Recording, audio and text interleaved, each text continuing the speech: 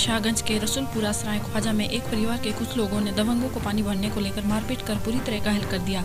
सूचना मिलने पर पहुंची पुलिस ने घायलों को जिला अस्पताल भेज आगे की कार्रवाई शुरू कर दी है।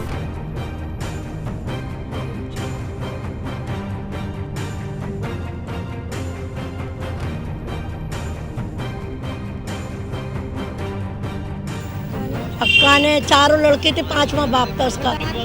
ऐसा था इनको मार रहे थे हमारे सामने दामाद को, जो हमारे दामाद लगती हैं, इनको पांचों मारने आए ना, तो मैंने बीच बचाव करा ना, तो मेरे भी चपट गए।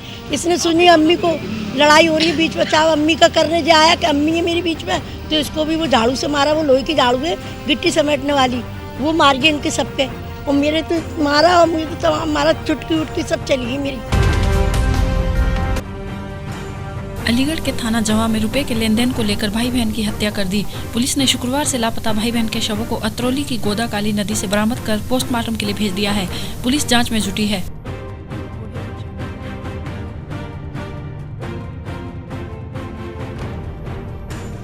ये शाम 5 बजे करीब घर से गए, 4-5 बजे फोन आए इन पे कि अपने पैसा ले जाओ। इन्हें कहीं का वो दे दी हो और का कही हो गई, हमें तो पता नहीं कौन दे रही कौन ना है। तो उन्होंने कही ना अपने ले जाओ तुम पैसा आए के, फिर गई है घर से। ये गांव चावपुर के दोनों बहन भाई है, काफ़ी पैसे का व्यवहार करते थे। पैसे किसी का फ़ोन आया शाम को पैसे ले जाओ अपने लेने के लिए।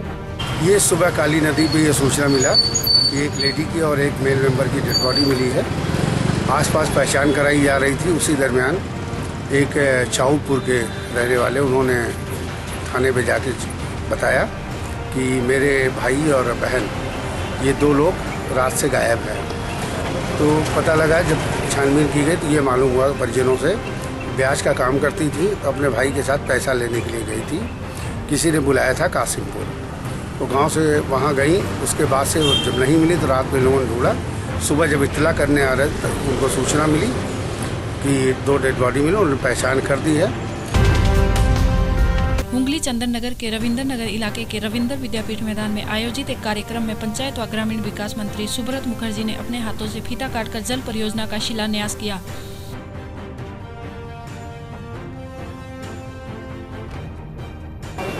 একটু আগেই আপনাদের কাছে বক্তব্য রাখলেন এখানকার বিধায়ক অসিত মজুমদার। উপস্থিত আছেন মৌসুমী ঘোষ, দেবব্রত বিশ্বাস। দেবা করতে যেমন ভালোবাসি, যারা কাজ করেন তাদেরও আমি অত্যন্ত ভালোবেসে থাকি। আপনারা সেদিক থেকে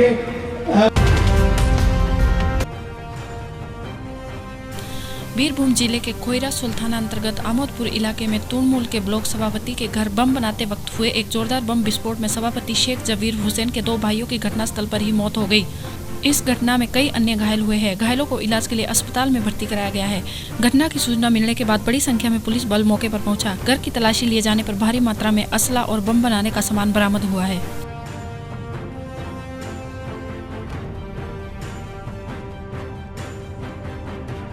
भाई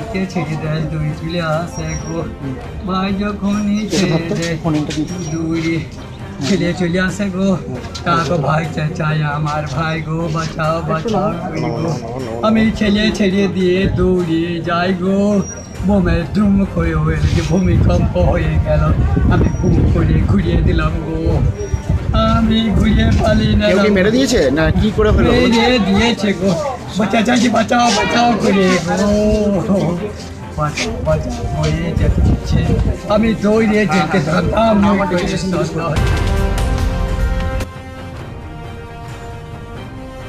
अमेहता निवासी Surendra Tiwari state bank of India के पाटलिपुत्र पटना शाखा में क्लर्क के रूप में कार्यरत थे, जहां उन्होंने जालसाज गिरोह से मिलकर SBI को 7.5 करोड़ का चूना लगाया। जालसाज क्लर्क सुरेंद्र तिवारी 1993 में आर्मी से रिटायर होने के बाद SBI गार्ड के रूप में तैनात किए गए, जहां उन्हें प्रमोशन देते हुए क्लर्क बनाया गया।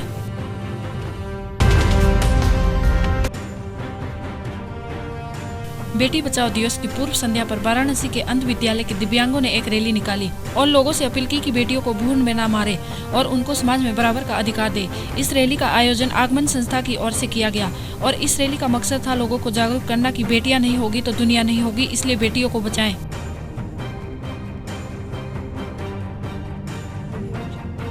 बेटी दिवस के पूर्व दिवस पे हम लोगों ने आज दिव्यांगों के द्वारा एक समाज को मैसेज देने का काम कर रहे हैं और वो मैसेज ये है कि यदि बेटियां नहीं होंगी समाज में तो वो दिन दूर नहीं है कि ये धरा नहीं होगा, हम नहीं होंगे, ये लोग नहीं होंगे। लिहाजा बेटियों के साथ जो भेदभाव किया जा रहा है, बेटियों को जो पेट में मारा जा रहा है, इन चीज़ों को बंद होना चाहिए और इन्हीं बातों को लेके हम लोगों ने आज हनुमान प्रसाद पोद्दार अंध विद्यालय के बच्चों के साथ और वहाँ के सहयोगी कर्मचारियों के साथ, वहाँ के पदाधिकारियों के साथ हम लोगों ने एक रैली निकाली है जो बनारस के विभिन्न मार्गों से गुजरते हुए वापस विद्यालय परिसर में आके समाप्त होगा।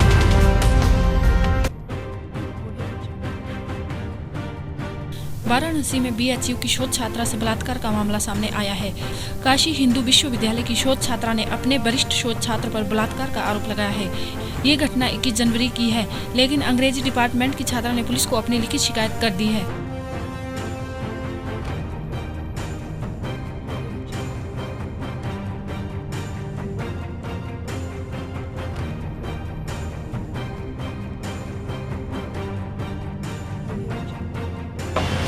लड़की की दशा देखिए, किसी लेडीज डॉक्टर को दिखाइए, उसको कितनी खुजली है, उसमें कैसे करूँगा मैं? ऐसे कैसे कोई करे? उसको कितनी खुजली अंदर, ये देखिए। सुबह उसको इलाज करवाने गया था, खुजली का है। तो तुमने कुछ नहीं किया?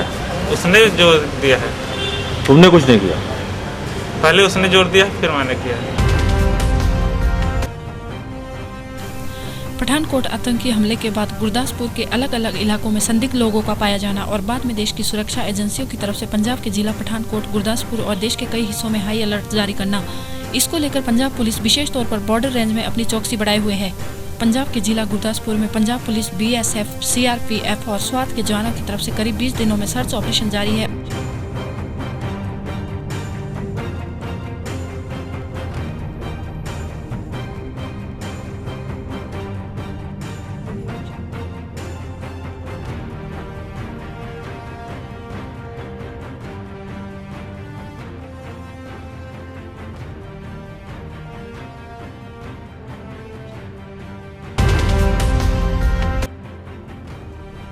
मुंबई में बच्चों पर बढ़ते अपराध को देखते हुए मुंबई पुलिस के DCP BM राठौर और किड जोनिया की टीम ने एक अवेयरनेस प्रोग्राम रखा, जहां बड़ी संख्या में बच्चे और उनके माता पिता उपस्थित थे।